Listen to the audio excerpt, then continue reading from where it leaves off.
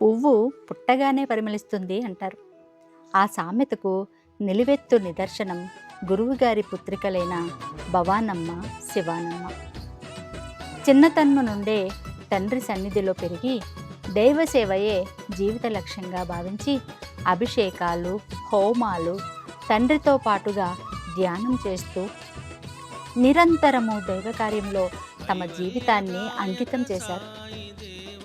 దైవ సేవ తప్ప మరొక ప్రపంచాన్ని వారు ఎరుగరు.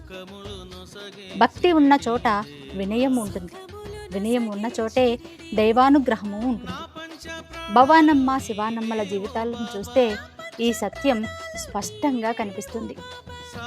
ఎంతటి ఆధ్యాత్మిక స్థాయిలో ఉన్నా ఎప్పుడూ అహంకారానికి తావివ్వకుండా అందరితో ప్రేమగా, సరళంగా, సేవాభావంతో మెలుగుతూ గురువుగారి అడుగుజాడల్లో నడుస్తున్నారు.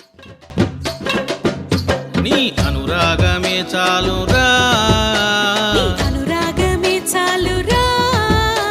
గత సంవత్సరం జూన్ 27వ తేదీన పుణ్య గురుదేవులు రమణానంద మహర్షి వారు శక్తిపాతం ద్వారా తమ పుత్రికలైన భవానమ్మ, శివానమ్మలకు ఆత్మ సాక్షాత్కార అనుభూతిని ప్రసాదించారు.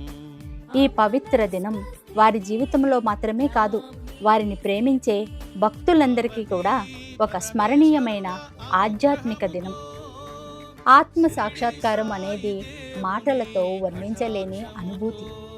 అది దైవ కృప, గురు కృప, నిరంతర సాధన, నిష్కామ సేవ, సంపూర్ణ సమర్పణ కలిసినప్పుడు ప్రసాదమయ్యే పరమానుభవం.